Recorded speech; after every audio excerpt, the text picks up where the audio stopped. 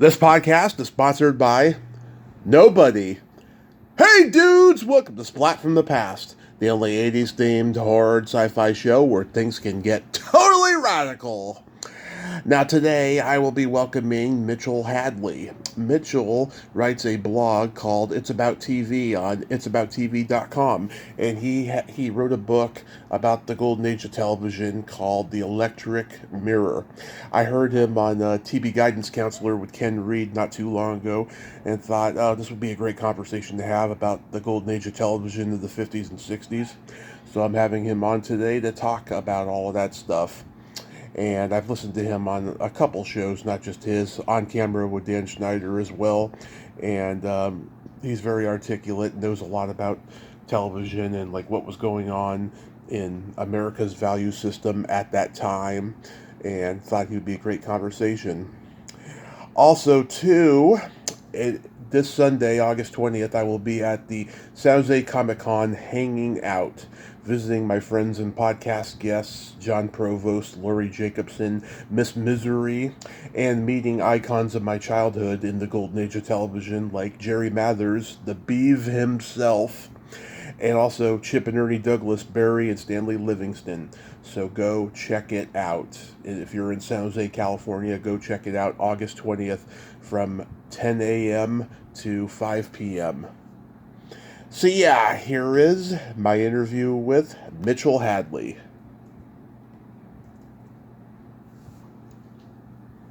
Hey Mitchell, welcome to the show. How are you today? I am great, Tommy. How are you? I am fantastic. This is such a great honor. Thank you so much for taking the time today. Well, thanks for inviting me. I've been looking forward to this. Awesome, so have I. So, let's start with your background. You're from Minnesota, right? Yes. Yes. And you grew up in the 60s and 70s. What were your, go-to shows you watched? Well, that's one of the funny things about it. Most of what I watched when I was growing up was sports. Uh-huh. So if there was any kind of a game on, I was watching it. So I gravitated not only to the local teams, but to shows like Wide World of Sports, CBS Sports Spectacular, the Sunday afternoon football games, and part of what has fed my interest in classic television in the years since is because I feel as if I missed out on a lot of what was going on. Mm-hmm. There were shows that I watched, but there were so many things that I missed because I was always watching the next great event on TV that I feel like I've been spending most of my life catching up to them. Right. So you ended up watching stuff in syndicated reruns later? Yes. Syndicated reruns, that's where I learned shows, for example, like Gilligan's Island, which was just slightly before my time in first run, but shows like Gilligan's Island or Alfred Hitchcock Presents, The Twilight Zone, those were some of the early shows that I really gravitated toward. And that was when I was in my teens, but they were syndicated afternoon, after school. So I was starting to catch up on some of those shows that had been, I had missed when they were in first run, but now they were doing the rerun circuit. A show like Perry Mason, for example, which I did not see when I was growing up, but I became a fan of it in my mid-teens and have been a fan of it ever since. Absolutely, yeah. I mean, I'm 40. I grew up in a house with 5 TVs and 3 VCRs. My mom worked for the cable company. My mom worked for the cable company over 20 plus years, so we took advantage of the free cable, and I saw everything. I mean, specifically for this conversation, I watched Nick at Night. I saw Patty Duke, Donna Reed, F Troop, Dragnet, My Three Sons, The Monkees, Get Smart, etc. And so I became immersed in classic TV from the get-go. And those were some of the shows that I did watch, too, when I wasn't watching something else. You're naming off the kinds of shows that were on TV, and because of my mother, my grandparents, so there was also a healthy dose of shows like Gunsmoke, Bonanza, Lawrence Welk, shows that I wouldn't have called a favorite of mine back when I was growing up, but that I have had something of an appreciation for them since then, at least in a cultural context, if not is something that I would watch on a weekly basis. But, Right. TV was always around. I style myself as a child of TV, as you would be, but I was born in 1960, so TV was a going concern at that point in time, and I can never remember a time when the TV was not on, that someone was watching it.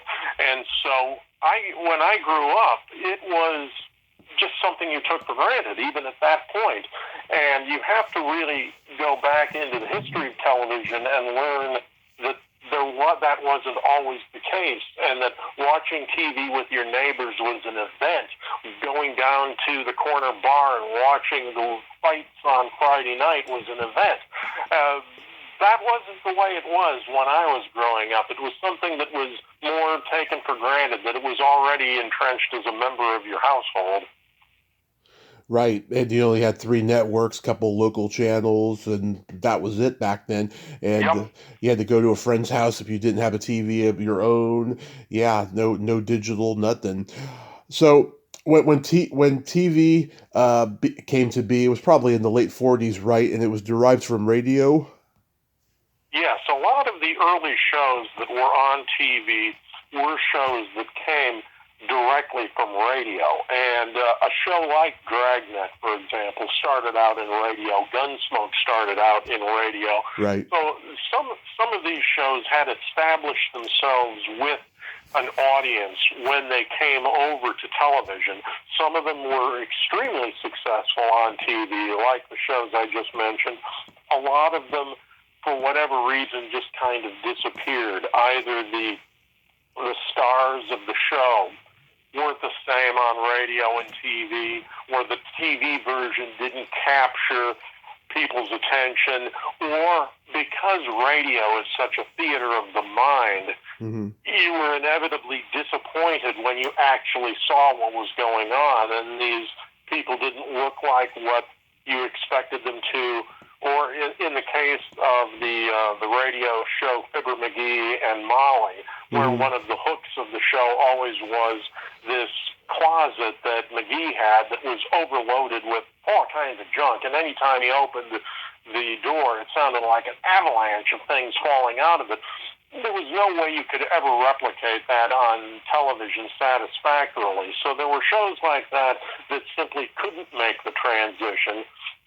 And then there were shows that were created specifically for television, but they had some kind of a basis in past entertainment, whether it was cowboys, westerns that they borrowed from newsreels or from serials, shorts, Gene Autry type of things. So there were original forms of programming, but a lot of it did come originally from radio. Yeah, absolutely. It's always been my belief that episodic television was an extension of the matinee cliffhanger serials that kids would go see in the 30s and the 40s, And by the time TV was created, there was like no more of those. So it was like an extension.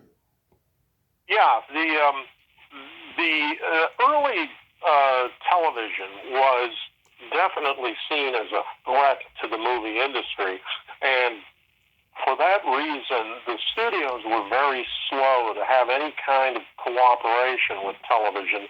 As you mentioned, the serials were starting to fade out anyway, but you definitely saw the threat. If you were in the studios, you saw how when Milton Berle, who was probably the first great television star with his Texaco Star Theater variety series, now there's a case where Berle did not particularly thrive on radio. He was much more of a visual comic, and his material worked well on television, but whenever Berle was on, the theaters were empty. And so the studios saw this as a direct threat, and for that reason, They were very particular in allowing their stars to appear on television or in allowing any kind of current movie to appear on television.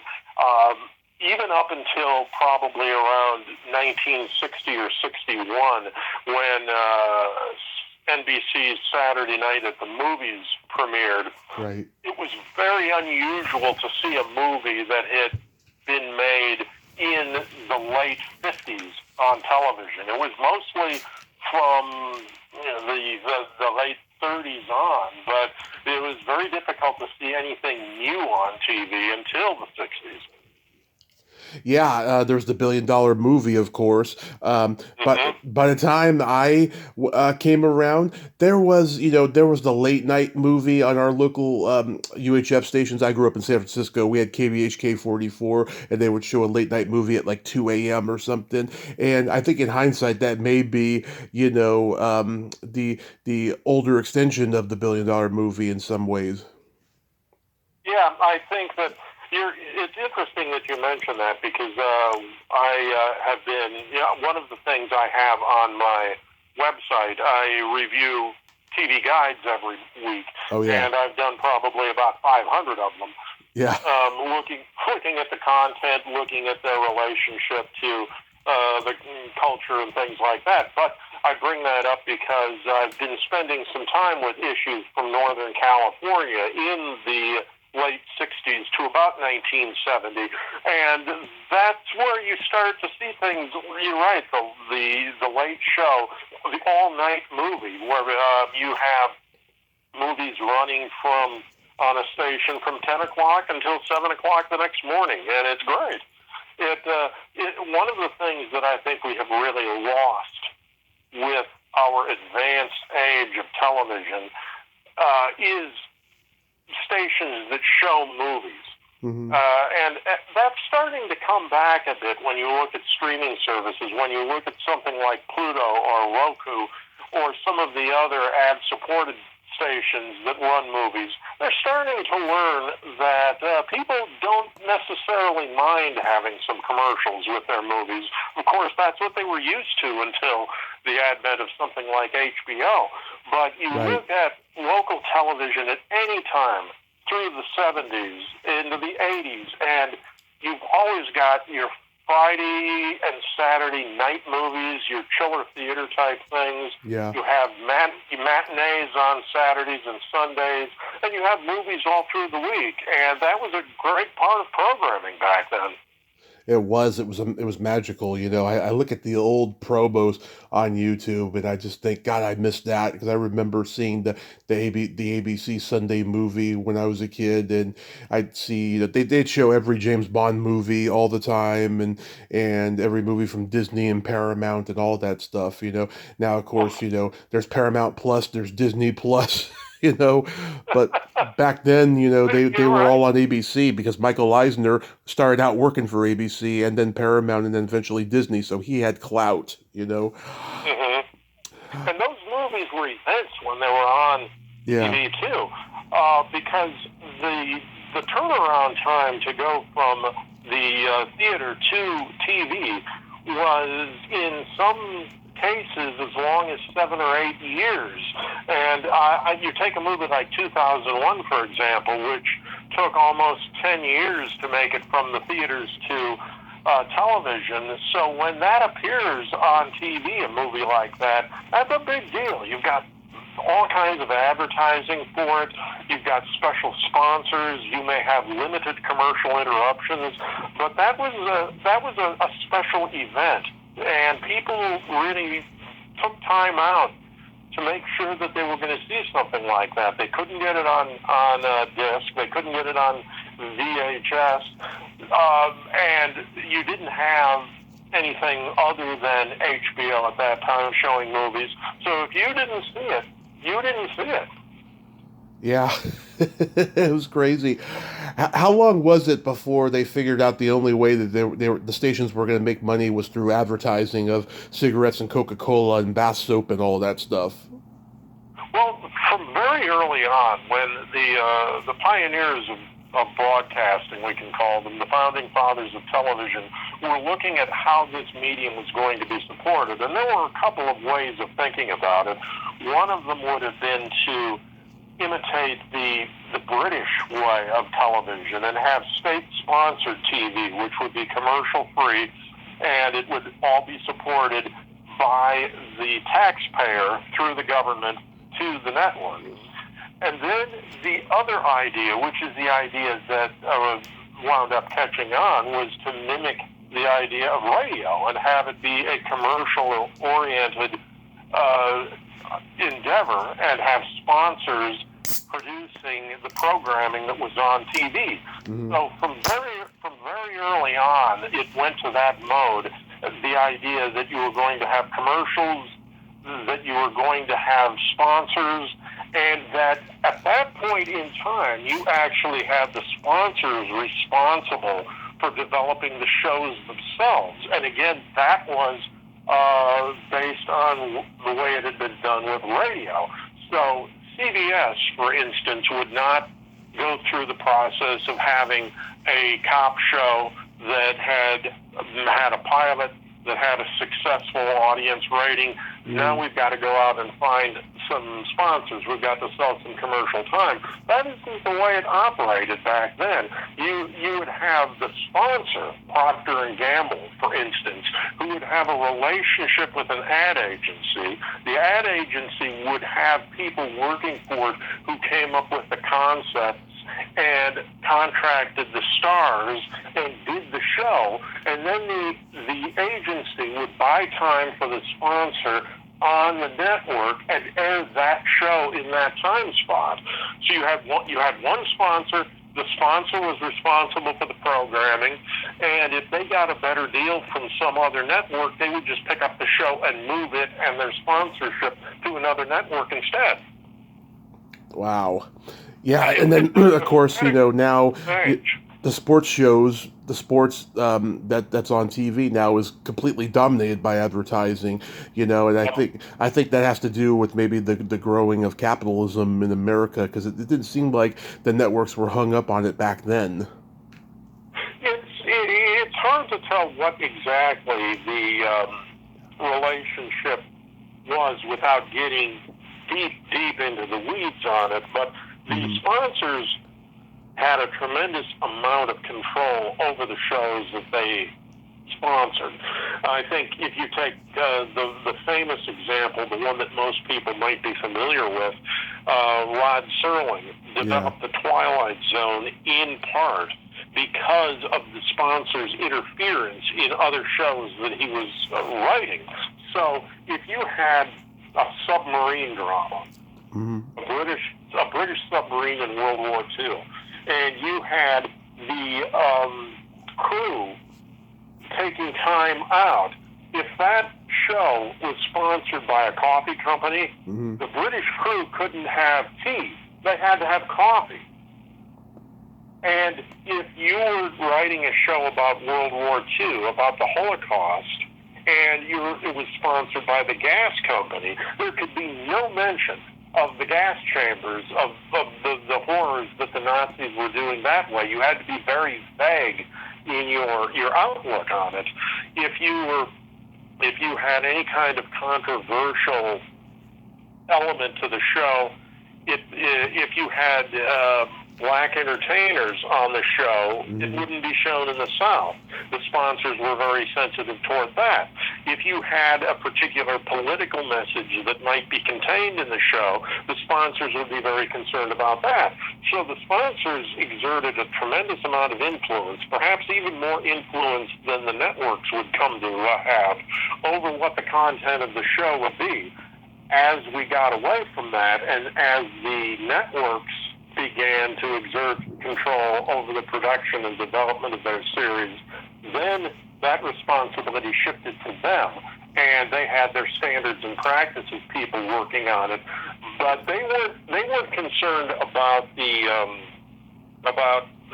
content, because let me back up. They were concerned about the content because of the difficulty in getting sponsors as opposed to the sponsors being concerned about the content because of how it might reflect back on them.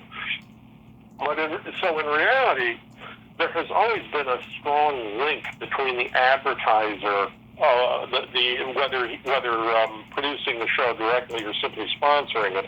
There's been a strong link between the advertiser and the content of what you see on the screen. Right. So you're saying that they looked at who watched the show and what they would like to consume in terms of advertising.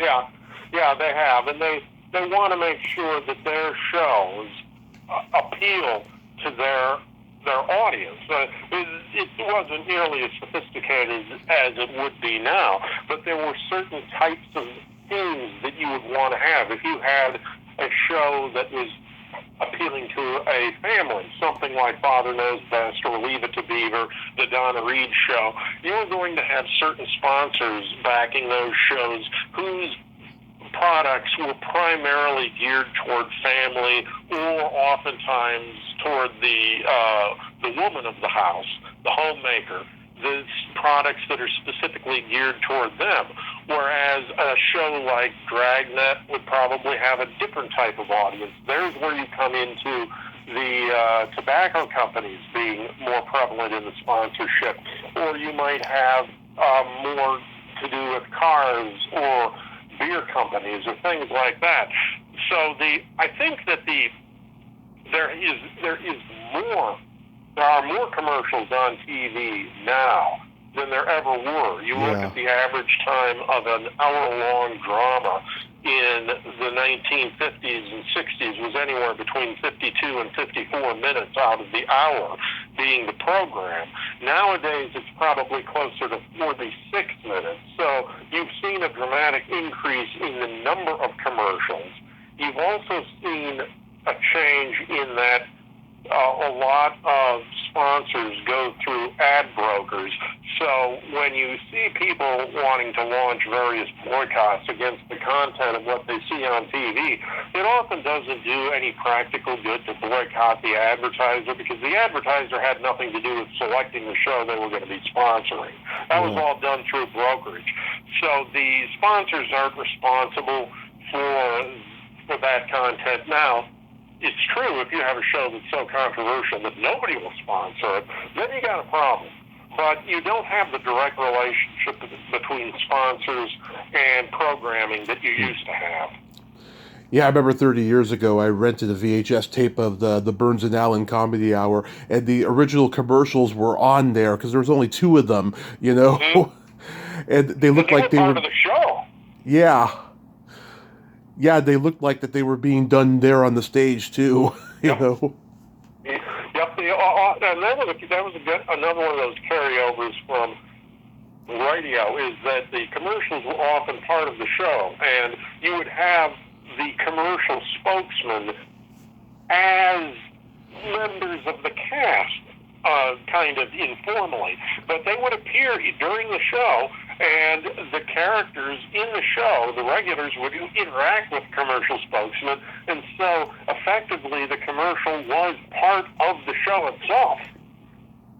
It's an interesting way of doing things. It would in a way make it almost impossible for anybody to fast forward through commercials nowadays, but it also would damage the show as far as the syndication market or the DVD market, because you wouldn't be able to cut the commercials out either. So that's a catch-22. It is. Now, in the 50s, there was all these live theater shows like General Electric Theater, Playhouse 90, etc., and they were very popular. And I just recently wondered, like, you know, why did they stop after the 50s? And then I realized because PBS took them over, they show live performances of theater all the time. Yeah, what you saw with the anthologies, originally the center of television was New York City. And there were other cities that were prominent in developing programming. Chicago, Philadelphia, they had their own stars, and they produced shows and would air them on the network. But New York was the early hub of television. It's where all the networks had their headquarters. And the anthology series were able to take advantage of the tremendous number of stage actors and actresses that you had in New York. So any up-and-coming actor who was working on stage, off-Broadway, on Broadway, looking to get a foothold into television or in the movies, they were young, they were hungry, they were very talented, but they were relatively unknown. That's how you have actors like Steve McQueen and Paul Newman and James Dean coming up through the ranks of television and coming from the theater to TV. So all of these anthology shows, the ones that you mentioned, and there were many others too, they dominated TV in the mid-50s, they had a ready supply of actors who were looking to work, who wanted to work, and you had playwrights who had worked on Broadway, who had worked in the theater, who were ready to write. You had this tremendous amount of talent that was available. You had creative minds in the networks who were willing to take chances. And so it was a very fertile ground for television at that time. Now, one of the major changes came with the success of I Love Lucy. Mm-hmm. Because Lucy was one of the first shows to be filmed in Hollywood. And it was one of the first to use the modern 3-camera format of filming a sitcom. And it was one of the first non-live successful shows. Mm-hmm. Because Desi Arnaz, a very shrewd businessman, understood the potential of being able to show Lucy reruns and being able to put them into syndication later on. And so Desi worked with film rather than with tapes so that these shows would be preserved and could be shown again and again and again. Mm-hmm. When the networks found out that that was really a good idea and that it was a moneymaker, then you had 2 or 3 things happen at the same time. You saw more film involvement. The studios by this point were starting to get more involved in television. Warner Brothers had their detective and western shows. 20th Century Fox was getting involved. Walt Disney had been the first one to get involved. So the center of television production was starting to move from the East Coast to the West Coast. And at the same time, the idea of filming as opposed to doing live theater was becoming more and more dominant. So the initial transition from the live anthology to a filmed drama was the impetus for being able to save money and to be able to rerun the shows over and over. And so this transition from New York to Los Angeles was having all of these different ramifications. You still had, however, into the early 60s, some anthologies that were still fairly successful. U.S. Steel Hour, Armstrong Circle Theater. The Twilight Zone, of course, was an anthology, but they start moving into the shows that were live start moving more toward film, and then eventually the anthologies themselves start to die out. You have a situation where it's becoming easier to get a show on the air with sponsorship if you've got a cast that's going to be the same every week. It's a little easier to sell it to the audience if they know that they're going to be seeing the same stars every week. And so the tastes are starting to shift away. The preferences are starting to shift. And you're finally at the point where almost all of the shows, not all of them, but almost all of them are being done from the West Coast. All of them are being done on film. And the anthology is starting to have a really difficult time. You've still got, even in the late 60s, you've got Bob Hope presents Chrysler Theater. You have Danny Thomas doing an anthology show, but you don't have much of that anymore. When PBS comes along in the Actually, when it started out as national education television in the mid-'60s, they did, as you pointed out, start to pick up with live theater and with taped theater as well. But the idea of doing plays as opposed to movies, they brought over a lot of programming from England, not the kinds of things, the Python sitcom type of things, but the BBC to this day has continued to have theater on TV, play of the week type programming, and so there was a ready supply. If you wanted to have programming for a show like NET Playhouse, you had shows from Britain as well as shows from America that you could put on something like that. PBS did pick up the baton and start to show more of the what we would call arts type programs. I think you include opera, which used to be on NBC and CBS. You have drama, which used to be on all of the stations. You used to have classical music and ballet. Those did shift over to PBS, and for a time, they were a critical part of PBS's overall programming strategy.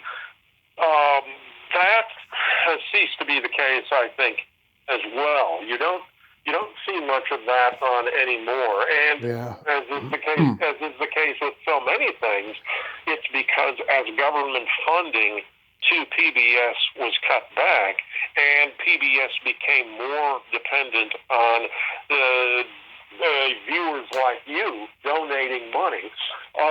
Naturally, what they started to gravitate toward was more popular programming. You can disparagingly call it lowest common denominator programming, because what you're talking about is programming that will appeal to a broader audience. But that generally cuts out the kind of things that we were talking about: dramas, classical music, the arts. And this, to loop all of this, and you can see how connected all of this is, to go all the way back to the beginning of our conversation about the origins of TV. This is precisely what some of those people were worried was going to happen, that television would become so dependent on advertising dollars, and that popularity as opposed to quality would be the defining term as to what appears on TV. They very much worried that arts and educational programming would go away. And when public broadcasting came, everybody was excited. We think that this is going to save that.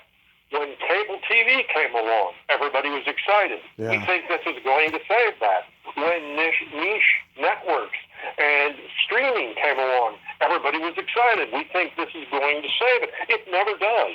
And as long as you have an advertiser-supported way of transmission, you're never going to be able to have niche programming have a consistent, permanent home in broadcasting, because its audience is very loyal and its audience will buy your products, but there just aren't enough people.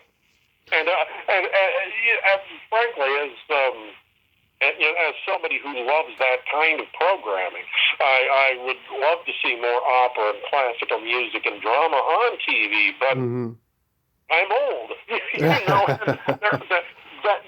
This is sadly something that has not been passed on to the other generations. We could have a long discussion about why that is, but the bottom line to it is that that kind of thing just doesn't seem to be a high priority anymore, and so you're having generations growing up with no appreciation of it, therefore not on TV.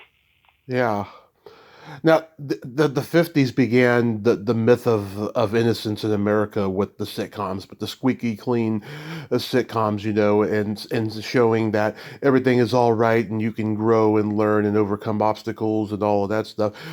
But yet the crime shows that were being shown, like Dragnet and Highway Patrol, they were showing that all of that can be true, but there's also too many bad apples out there. So it was a real contradiction.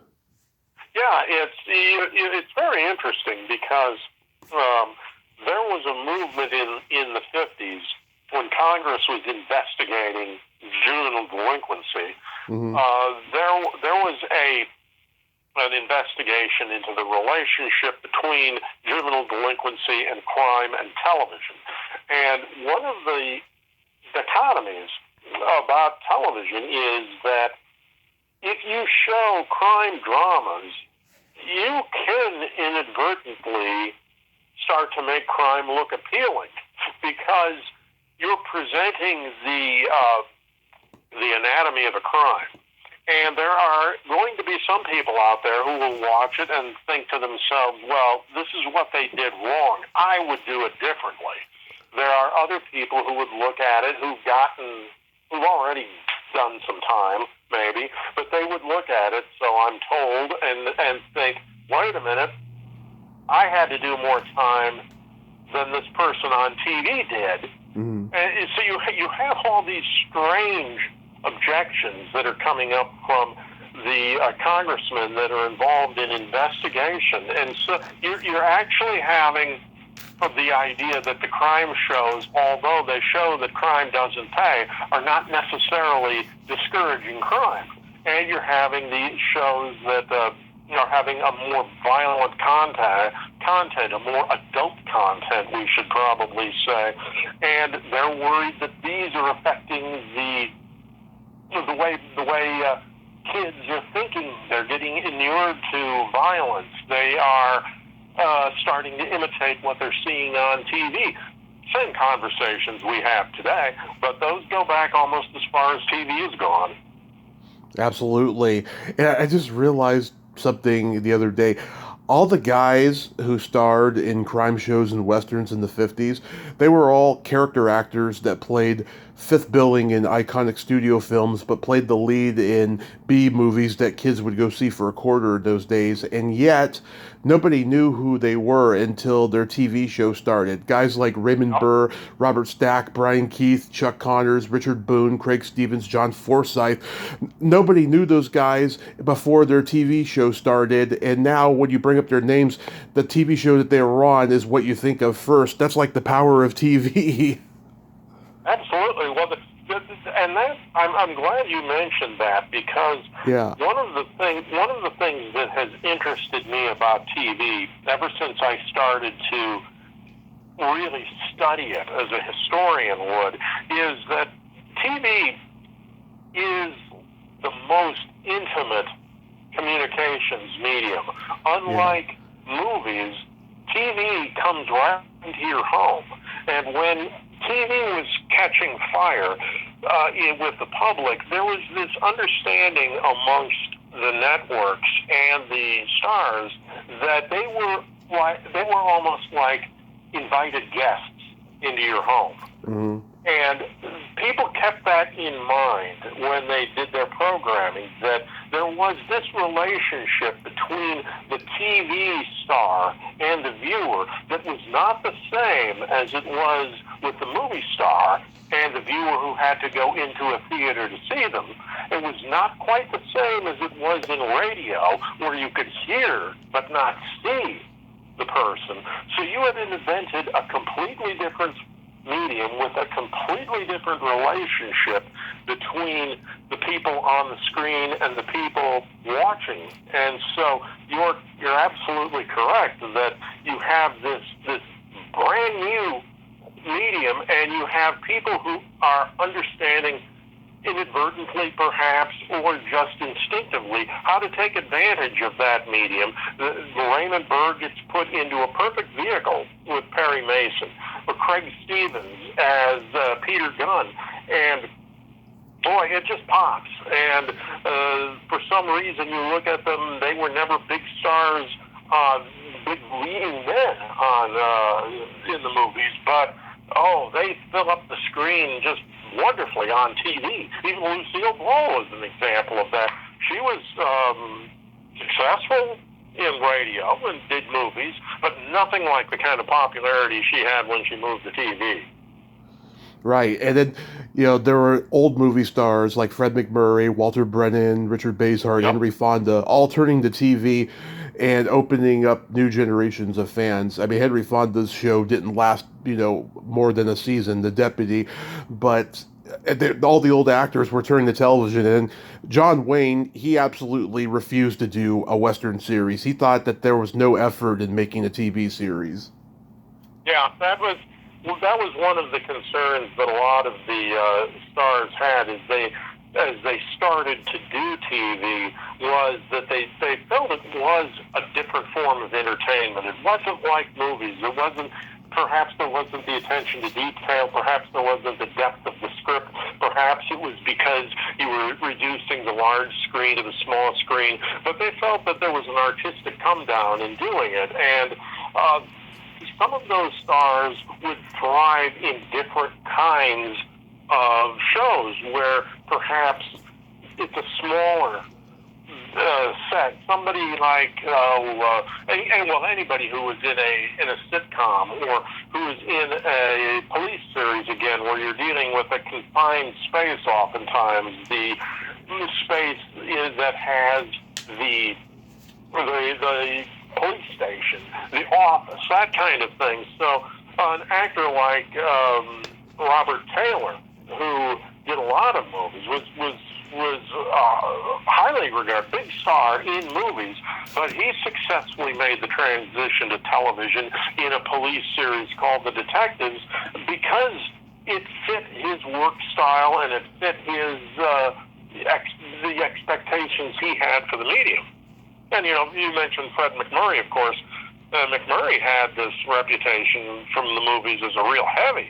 Yeah. And My Three Sons was just about as far from that as you could get. And yet, people loved him in that role.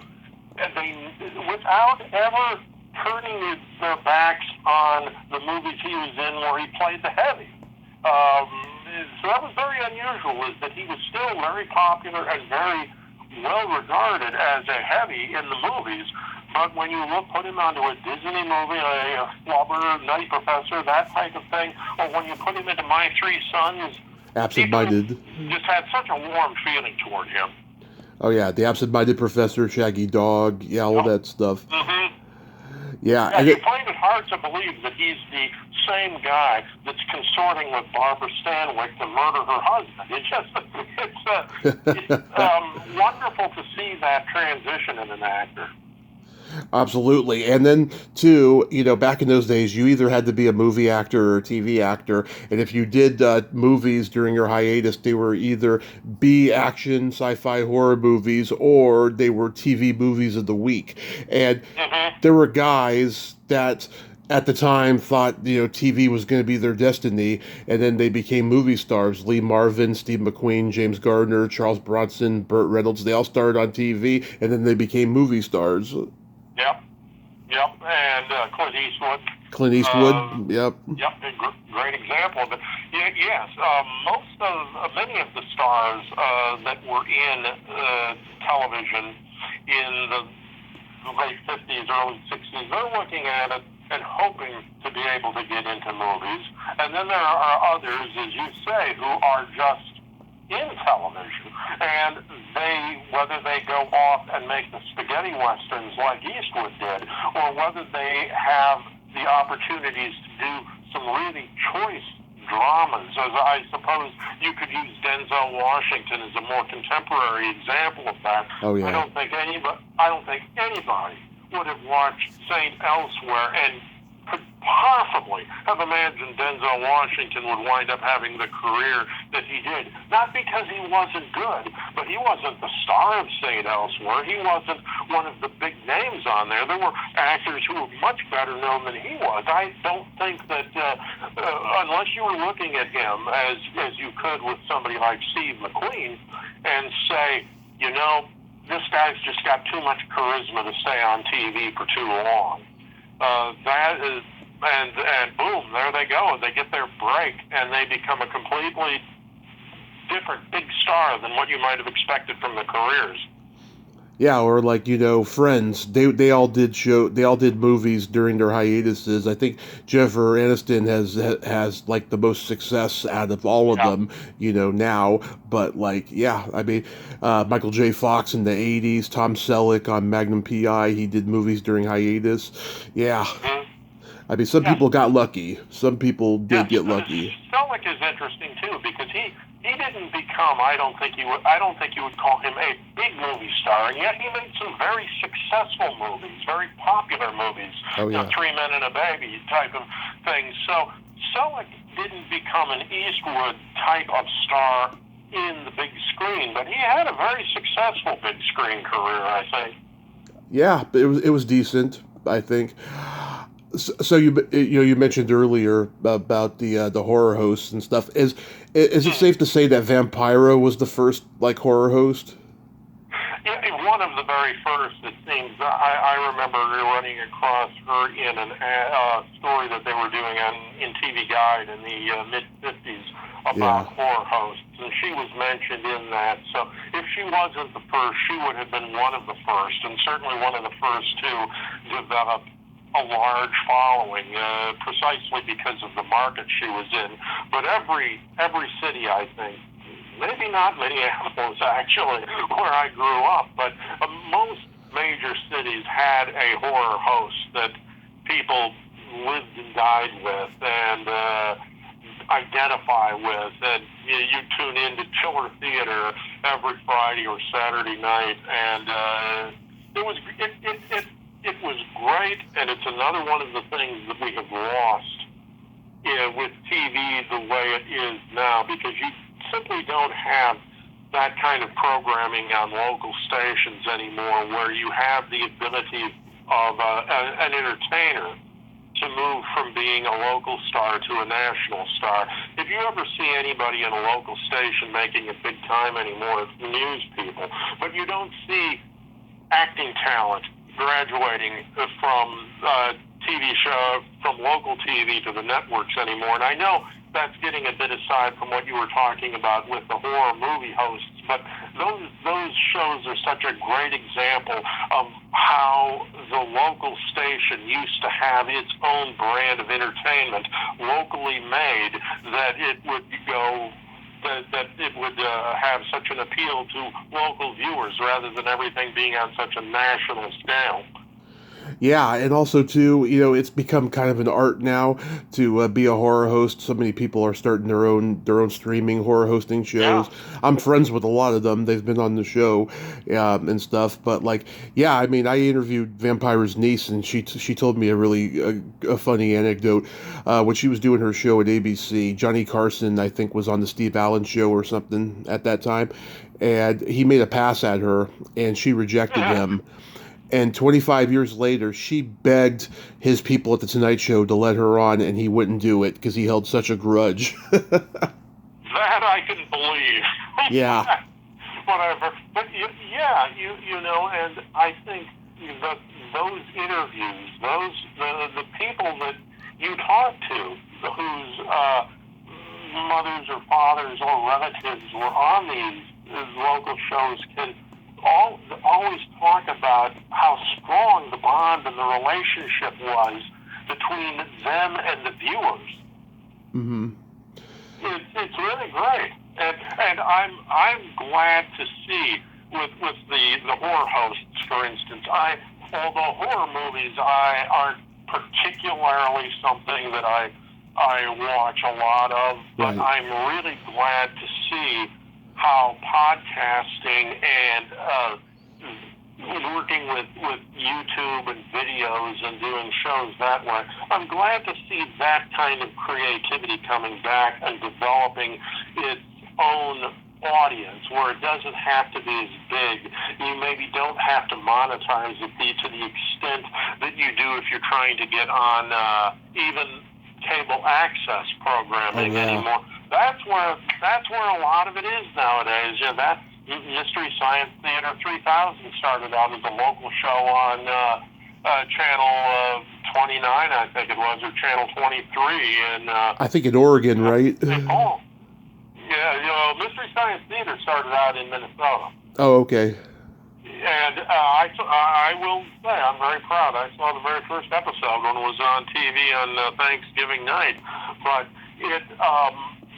that's where you see that kind of creativity now. I suspect that a show like MST3K, if it were to come along today, would probably be a podcast or some other kind of a YouTube type show, and it would make a jump that way. I think that there's a great reservoir of creativity out there, and I think it is unfortunate that you don't have the ability to become more widespread getting out of networks. But as I'm saying that, I'm also thinking that, well, no, those are the kinds of niche shows that I said earlier don't get a lot of publicity anymore, don't have a chance to make it big. So it's probably that we've invented another new delivery system of being able to get these shows to the people who want to see them, and that they become sustaining in that way. Right. When I was growing, I hadn't thought about it that way before. That's a very interesting point. yeah, when I was growing up in the Bay Area, there were no more local horror hosts. Before I was born, Bob Wilkins was the big horror star in the Bay Area, and then John Stanley replaced him. John, I've interviewed twice. They kicked him off about a year into me being born in 1984. He got kicked off, and then I grew up on Rhonda Shear on USA Up All Night and Gilbert Gottfried and Joe Bob Briggs and all of that stuff. And yeah, great hosts. Yeah, the unique role of the movie host, is not only introducing the movie, but interacting with it in a way during the commercial breaks or after the movie is over, rather than just showing the movie. They're great. Yeah, and Rhonda, I got to interview her last summer. She was great, and She was. Yeah, it's funny. I interviewed the great dancer Michael Boogaloo Chambers, and he told me if it wasn't for the creature feature shows dominating local TV in the 70s, he wouldn't have found his dance style because he was influenced by the Ray Harryhausen stop motion creatures. That is fascinating. That's great. Yeah, he was a little kid in the 70s watching those movies and just being inspired by his breakdancing moves. And he also watched the comedy team of Shields and Yarnell. They were also a big influence on him. Yeah, the robots. Yeah, that's terrific to hear. That's what I love hearing, the very creativity out there spurring other people in different ways, and that's fun. That's great to hear. Yeah. Also, too, after I think it was the 50s, by the 60s, the Saturday morning cartoons started, and there was no more cartoons playing in the theaters. Do you know why that happened? I don't. I could offer some guesses that the Warner Brothers, for example, would probably take a look at the cost of how much it costs to make another Bugs Bunny cartoon, and they probably monetized it as to whether they'd be able to make their investment back or not. But studios were starting to cut back on their animation departments at that point in time, except for Disney. And they probably felt that there was no percentage in it anymore. And they would look at the inventory that they had, whether it was Bugs Bunny and Daffy Duck, or if you were going with the Tom and Jerry, different studio there, but if it's Tom and Jerry or Woody Woodpecker or different characters like that, and they probably figured that it was not worth adding to the value of the movie itself. And at the same time, they had everything that they needed to be able to sell them into syndication.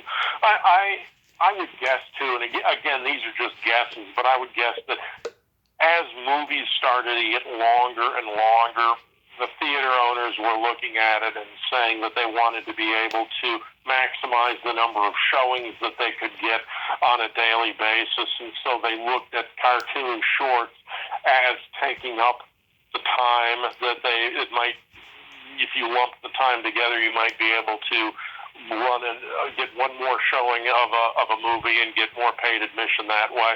So I'm guessing that whichever way you look at it, it was a financial decision. Yeah, because also too, they had no content. They needed content on their stations, and they also Yep. got the Three Stooges and the Little Rascals. They would go from theaters to TV as well at that time. And they would introduce entire new generations to their shows, and the Stooges, Little Rascals, whole generations of kids being introduced to them for the first time and thinking, this is the greatest thing I've ever seen. And their parents, oh yeah, I remember that. You know, the kids are all of a sudden looking at their parents with a little more respect. You remember them? So, Yeah. but yeah, that also makes a great deal of sense that you're not going to put these things in the theaters, and you're not going to make new ones if it doesn't make financial sense on the one hand, and if you want to preserve the inventory for television on the other. Between that, it just doesn't make sense to keep going. And how does sitcoms of the 50s go from squeaky clean, family friendly to weird, surreal fantasy what if shows? Well, I think inevitably, when you look at the history of the sitcom, people will talk about the ideal families, as you alluded to, Yeah. and invariably you would talk about either Leave It to Beaver, Donna Reed, or Father Knows Best as three of the examples. But those shows, even though they presented an idealized family, it was a family that people could still identify with. It was a recognizable family in that era. And so when you looked at them, you might think to yourself, well, we're not like that in every respect, but there are things we can aspire to become a little more like that. So they had to be recognizable enough so that people would watch them. If you presented a sitcom with a family that was totally divorced from reality, nobody would watch it. So they started out as shiny versions of real life, but enhanced and idealized. As you get into the 60s, especially toward the end of the 60s, and you have the generation gap, you have the turmoil that's taking hold of the nation as a whole, you start to get more into sitcoms like All in the Family and Maude and the Jeffersons, where you're introducing conflict into the family because you have conflict in the family in that era. It's just reflecting things again. And I don't know where it kind of steps off into the more surrealistic idea that you're looking at now, except to say that as life itself begins to make less and less sense, I think you see that reflected in the entertainment that we're watching. Yeah. Someone was saying that one of the reasons that vampire movies and horror movies in general have made such a strong comeback over the past years is because there's this feeling of the futility and an uncontrollability of life. You can't control anything. You're not sure what's going on. Then you have COVID come along and it throws everything else away. There's just this feeling that life has somehow or other spiraled out of control. And I think that is reflected in the entertainment that we watch, that there's this similar lack of ability to control. And so a horror movie, a slasher movie, is a perfect vehicle for something like that because you've got things going on that are apparently beyond your control, and the struggle, the excitement in the movie becomes looking at the characters trying to overcome that, trying to control it, and at least in part being victorious in doing that. That kind of gives you a little bit of an encouragement that, well, maybe we can overcome something like this. Maybe things aren't quite as bad as we thought they were. So I think that there is probably an element of it to that. There's a show like Roseanne takes advantage of blue-collar comedy when it comes along. Yeah. You see different You see the blended family. You see the single-parent family. You see all these different definitions of family now. And as you see those in society, again, you see them reflected in TV. Conversely, you also see TV acting not merely as a reflector of what's going on, but as an instigator of what's going on. So you see certain themes, certain ideas, certain characteristics that are being started on television to try to exert something of an influence over society as a whole. And I think that has also always been present in TV, but it's perhaps noticeable now, or at least we're more aware of it than we were back then. You and I both agreed that that there was a naivete about television in the 50s, and I think that there was an element of manipulation that television was trying to exert on the audience, whether it's this idea of the American dream, that unlike the Soviet Union, blue-collar workers can strive to succeed in this country. They can own their own homes, or they can own their own cars, or things like that. Or if it's just this idea of good citizenship, clean living, honesty. There were always certain values that were being presented as ideals and being pushed, but we weren't perhaps quite as aware of them as we are now. Now we're a little more sophisticated and a lot more cynical, and so I think we view things differently than we used to then. Oh, yeah. That's probably a longer answer than it needed to be, but I think that there are a variety of things that go into it. Yeah, no, that's perfect because, yeah, I mean, the internet has lifted the veil. It's also created the veil in some cases as well, but it's true. You know, we become more aware now of lies of the past and all of that. But yeah, in the 60s, you know, you had I Dream of Jeannie, Bewitched, Green Acres, Hogan's Heroes, The Munsters, Addams Family, all these sitcoms that were just, you know, revisioning history and breaking the rules a bit and just being goofy and silly and funny, you know. I mean, even concepts. There were concepts involved yeah. in them, you know, and you know, again, to go back to a show like the Diana Reed show, the only concept you had was successful husband, happy homemaker, and family. That's not a concept. That's a reflection of reality. But you're right. With I Dream of Jeannie, rubbing a lamp, getting a genie, that's not reality. That's conceptual. Yeah, and even a guy like Sherwood Schwartz, he was doing fantasy, but he was also bringing some social commentary to it. I talked to his daughter-in-law a few years ago, Barbara, and she told me that Gilligan's Island was his commentary on the civil rights movement, in that he thought, what if we put people of different classes and opinions on a desert island, stranded, and they learned to live with each other and face the same problem, which is getting off the island. You know, he thought that would be a great, you know, plot for a series. You know, I'm sure if he had waited a little bit longer, he could have probably had a black character, an Asian character, a Mexican character as well on the show, you know. But like in terms of, you know, here's the rich couple, here's the movie star, you know, here's the girl who's a complete tomboy, here's the skipper, the professor, you know, and Gilligan.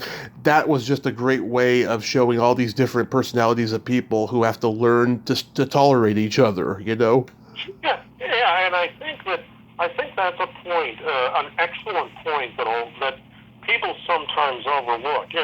Gilligan's Island takes its fair share of criticism for being a dumb fun.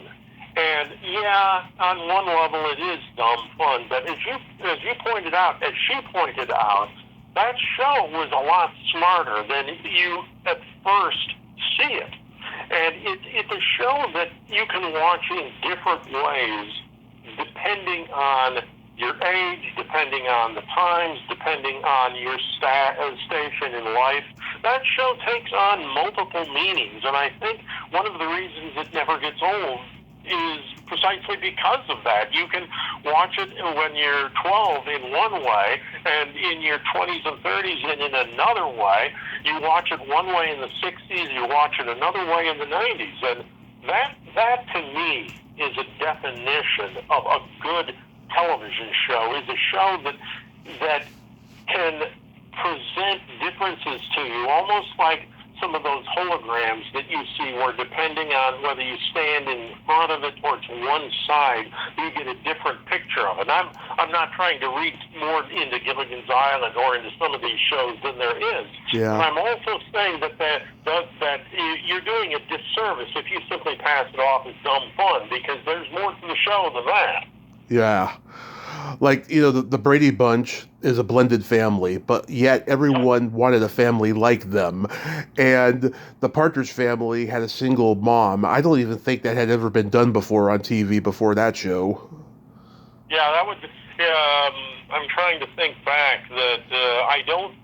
But you'd had shows like Julia, with a single mom. So you had a few, but the Partridge Family is different. I think you were right to pick that out, because that's a single mom, but she's interacting with her kids in a different way. She's the cool single mom, and that isn't something that was necessarily that common at the time. And I think you're right. That's introducing another element into people starting to see real life projected in another way. Right. And also, too, they were based on the Cowsills, because the Cowsills was offered the Partridge Family show, but they turned it down. Interesting.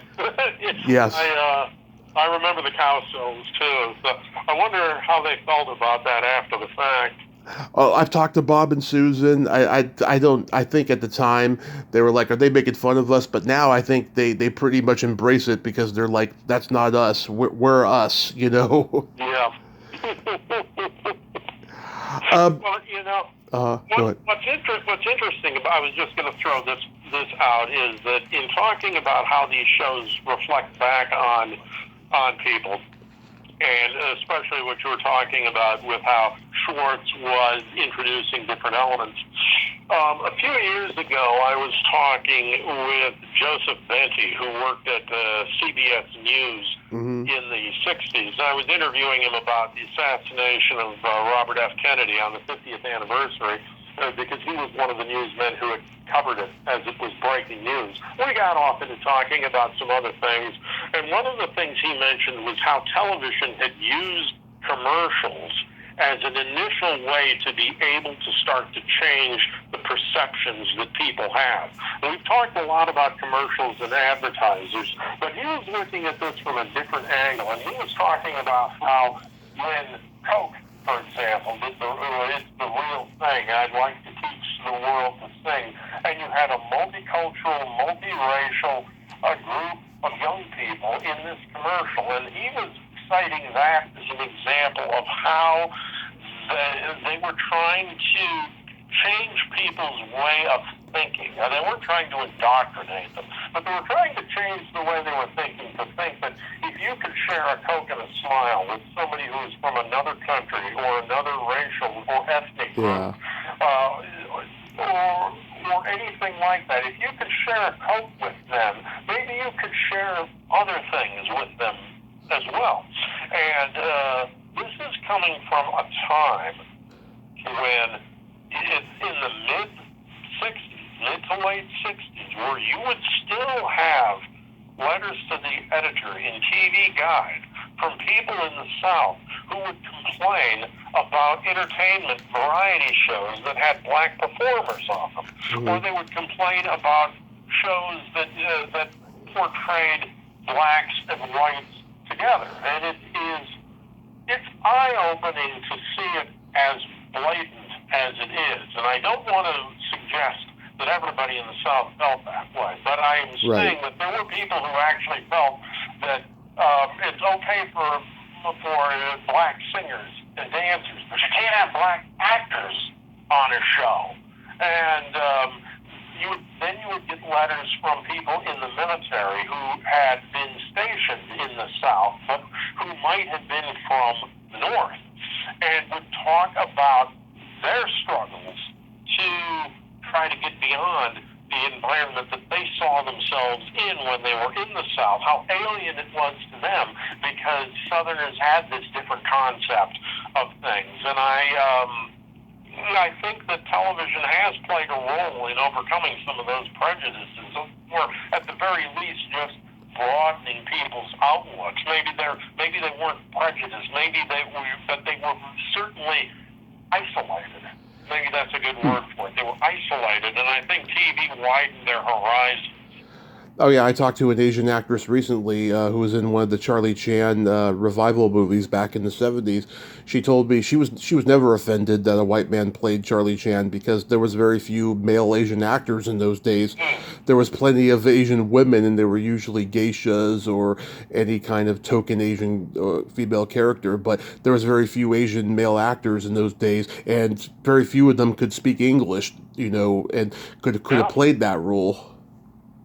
Well, and it's, Amos and Andy.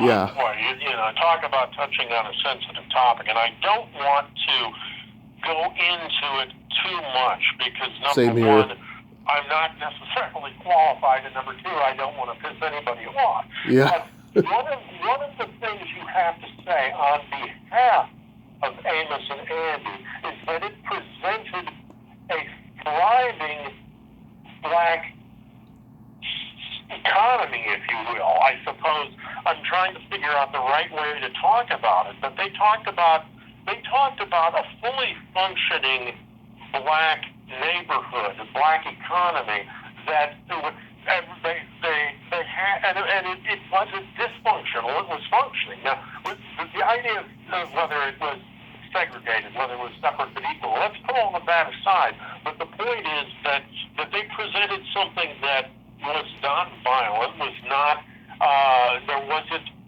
hatred or racial tension in it. It was a fully functioning little micro-society of its own, and I've always found that very interesting. Absolutely. Who do you think invented the ensemble show? Because I have a few theories.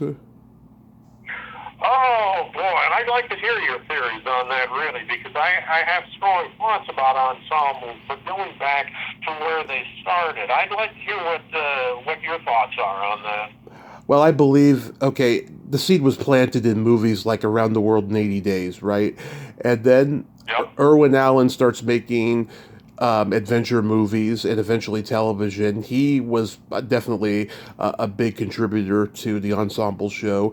And then I think that Aaron Spelling opened the door wide open in the 70s, and then Stephen Bochco took it and ran with it.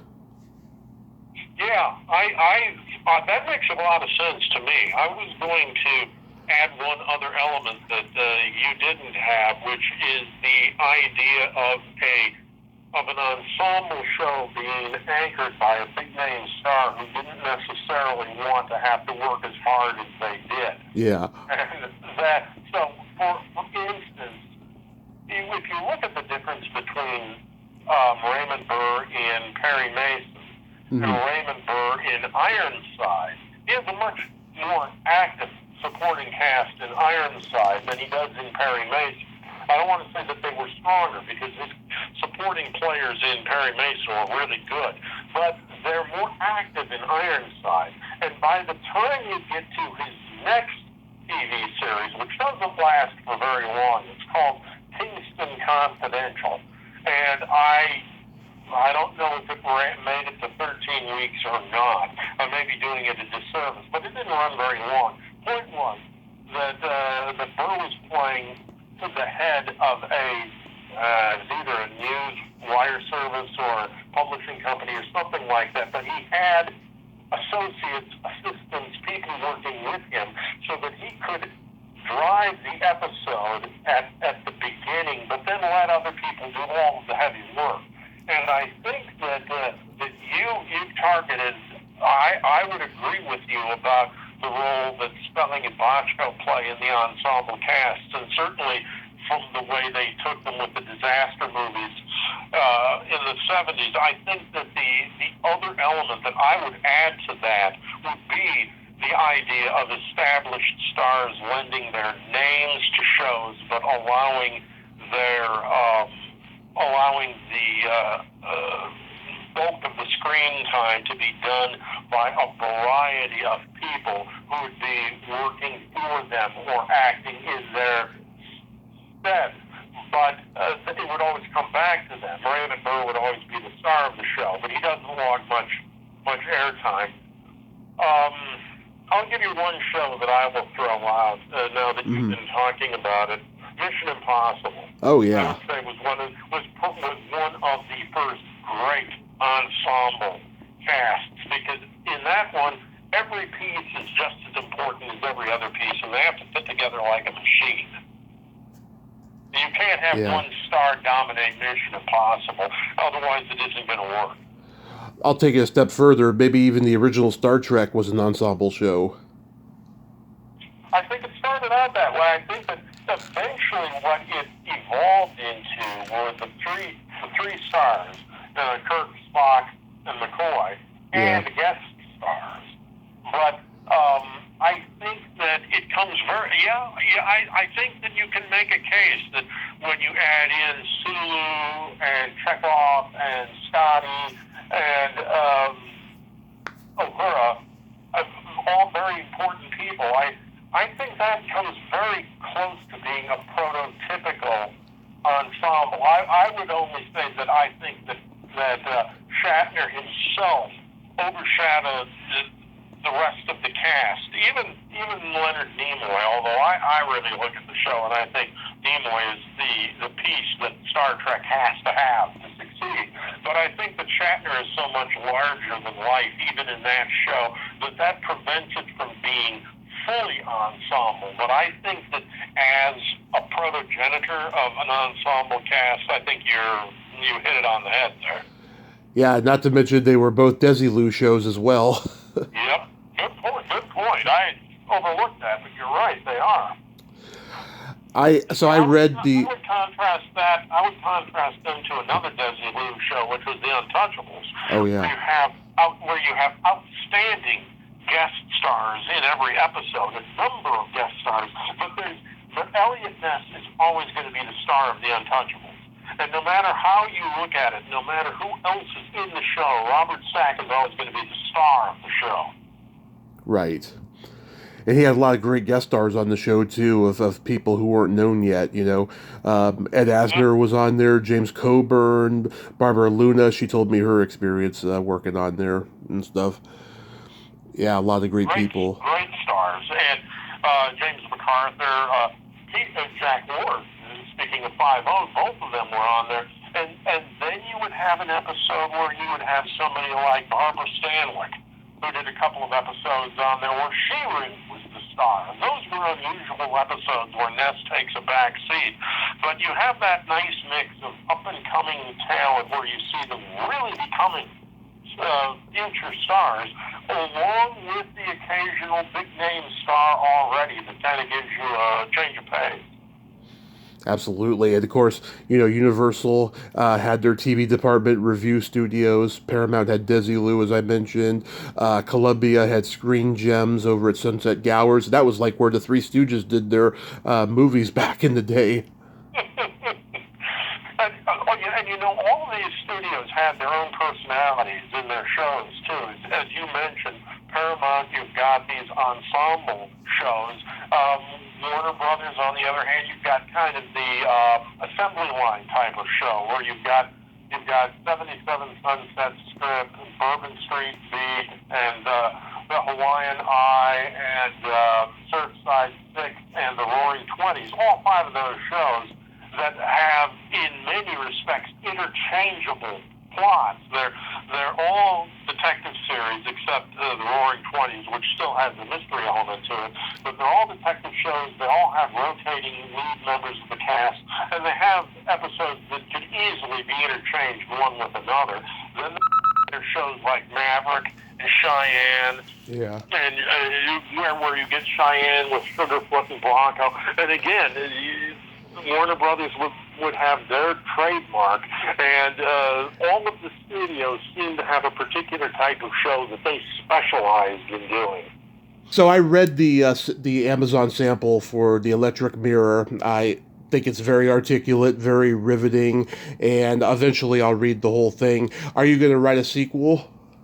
Yes, I've got one in the works right now, actually, that I'm hoping to have come out next year. It's an interesting idea. I think it's called The Descent into Hell, how classic television warned us of today's dystopian future. Uh-huh. And I'm still working on all of the elements of it, but what it really is a series of essays that take a look at shows from the 1950s through the 1970s and even into the early 80s.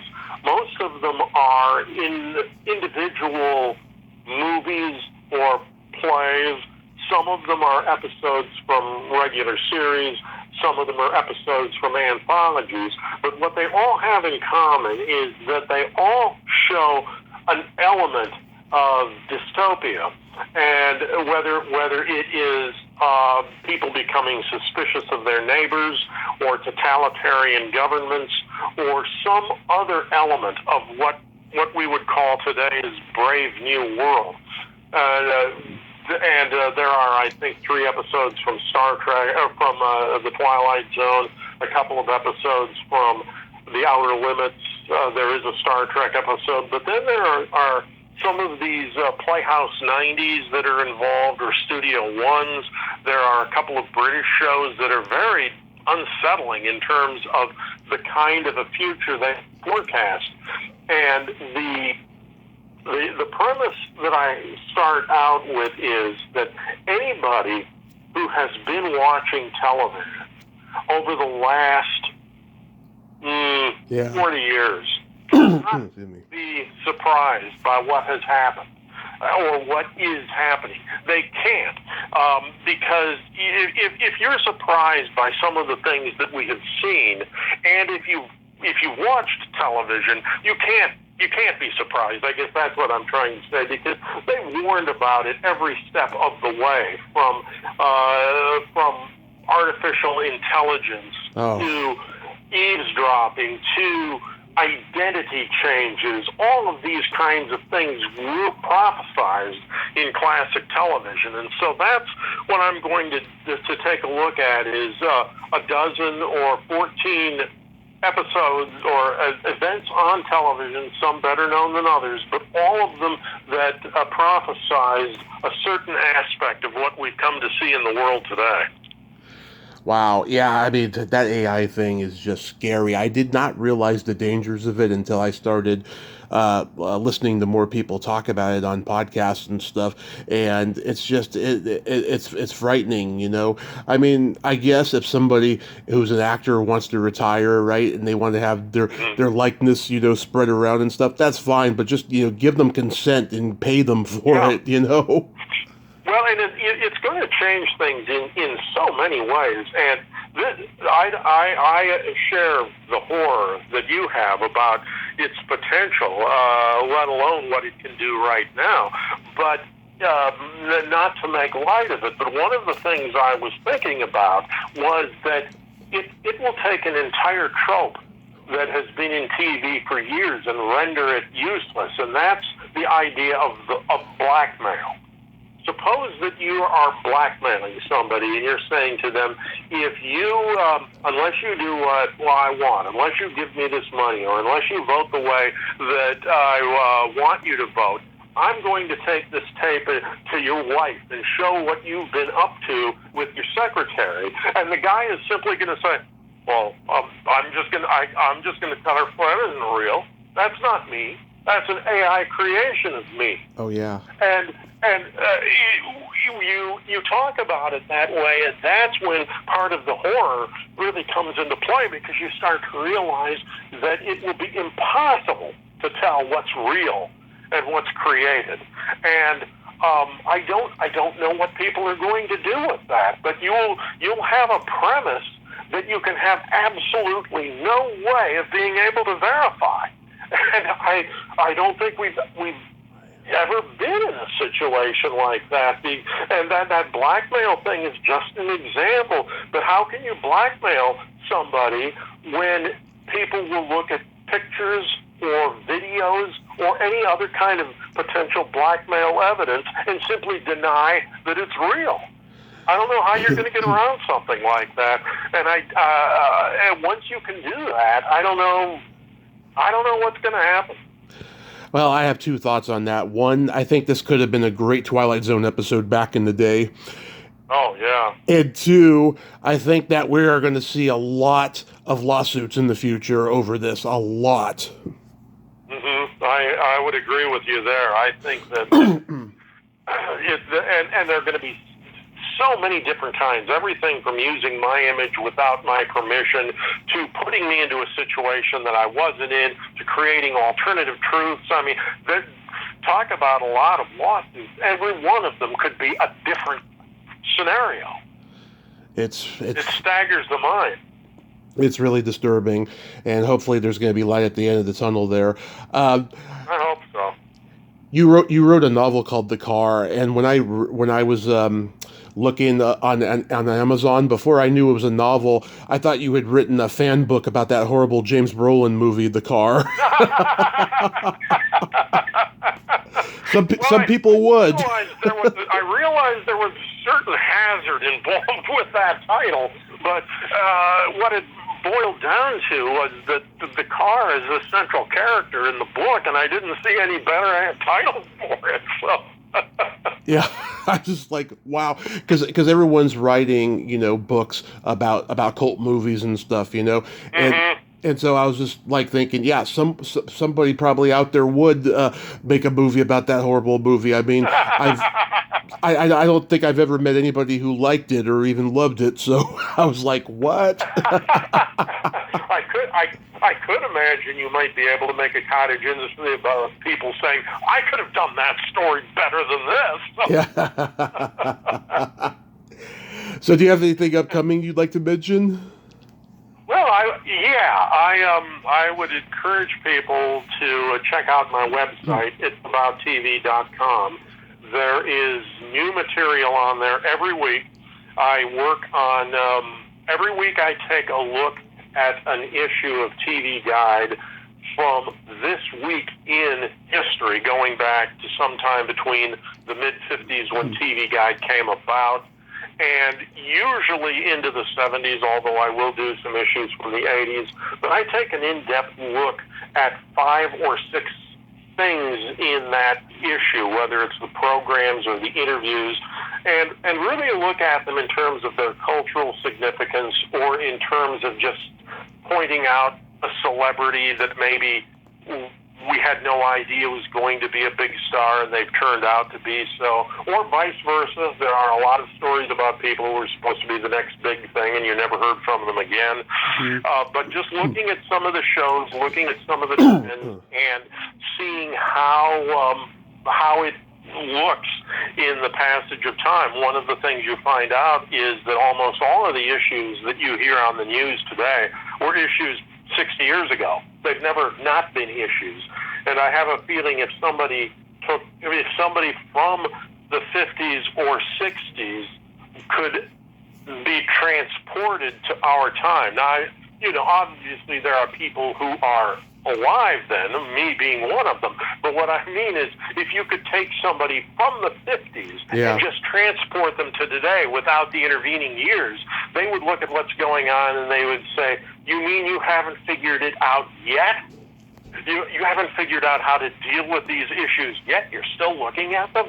So I write about that every week, and then I take a look at the shows from a particular day of that week and just replicate what the listings are from a day in the week.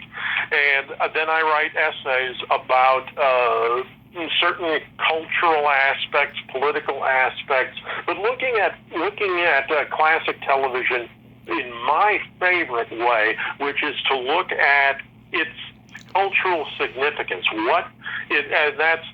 That's the subtitle to the Electronic Mirror, which you mentioned.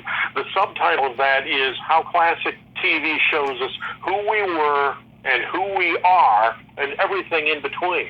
And that's what it is, because television is the electronic mirror. That reflects ourselves back to us. And it's a fascinating look, and that's what what I've come to love about classic television, not just the shows, because as I said, I have found over the last 2 decades a lot of shows that I missed the first time around, as well as a lot of shows I would never have even thought about. But in addition to that, for somebody who's historically minded like me, who loves history, there is so much history involved in television, and television deserves to be looked at as an original document, if you will. I think if you want to learn about the era, whatever that era happens to be, you can do a lot worse than to look at the television shows that were on at that time and the TV guides and other things that were printed around that time, because they're not being filtered through a contemporary lens. They're not people talking about it who know better because they know what has happened in the intervening time. You're getting it as it was by the people who were living through it at the time. And I don't think there's any better kind of cultural history than that, because it doesn't suffer from any kind of over-analysis. You just look at it as it was.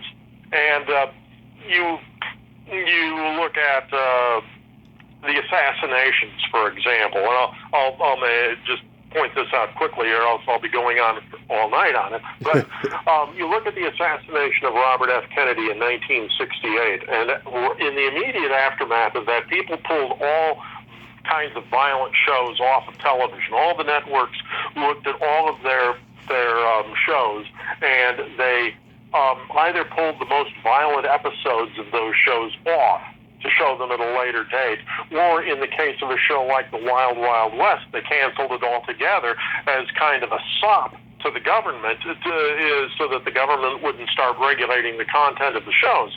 But if you're to read in the 1968-1969 era about how they're trying to de-emphasize violence on TV, well, nothing that they have on TV in 1968 could even begin to compare to the level of graphic things that we see on TV today. Now, not all of them are bad. Oh, yeah. I'm not saying graphic equals bad, but what I am saying is that you're delivering things people back then could not have imagined.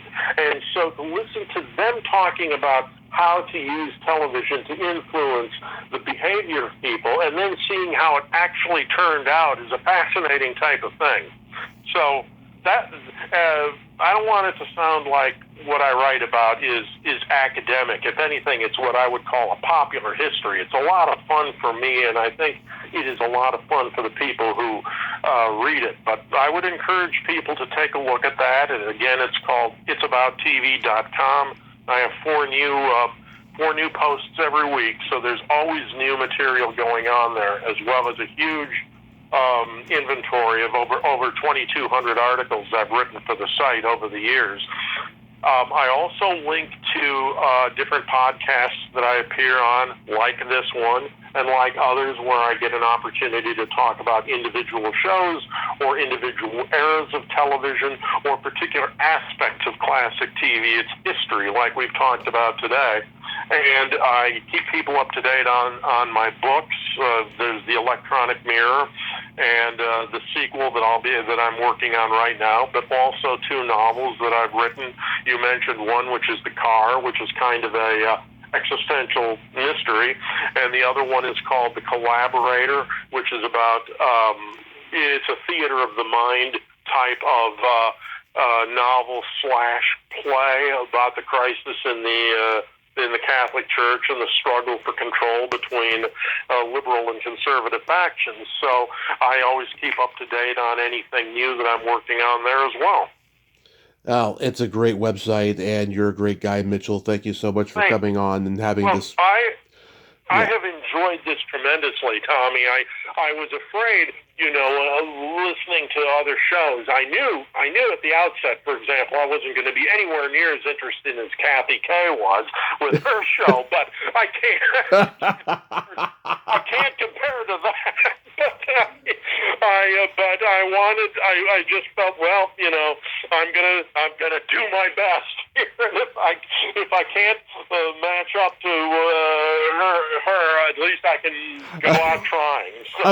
I'm an onion with many layers, Mitchell, and I thank you for doing this despite that podcast. I'm always worried that people are going to find the sex podcast and like go, no, I don't want to go on there, and it has happened occasionally. No, because you've had so many great guests. And I think Kathy was a great guest too, on a different kind of topic. But I mean, she was a fascinating person too, and I just think it's fun to be included amongst a group of interesting and entertaining people with somebody who displays the range of curiosity and knowledge that you do. So I've been looking forward to this, and this was just a kick. Oh, that truly means a lot to me, Mitchell. Thank you so much, and I hope you have a great rest of your summer and be safe out there. And I'll keep looking out for things that you come out with. Great, and after the new book comes out next year, I'd love to come back again. I would love that too, and we'll make it happen. Okay, well, we'll stay in touch, Tommy. All right, let's stay in touch. Take care. Take care. Bye-bye. Bye-bye. Well, there you have it. Mitchell Hadley. Ain't he a cool dude? Oh, man, that is hilarious that he actually heard my interview with Kathy Kay. Man, it's the power of the internet, huh? That's the one podcast I would least expect for him to go to. But hey, I'm not too embarrassed. Hey, he came on. We talked over 95 minutes. Hey, I'm a happy guy. That was a great TV conversation. Well, until next time, this is Tommy Throwback Kovac saying there's no shame in living in the past because the present sucks. Later, dudes.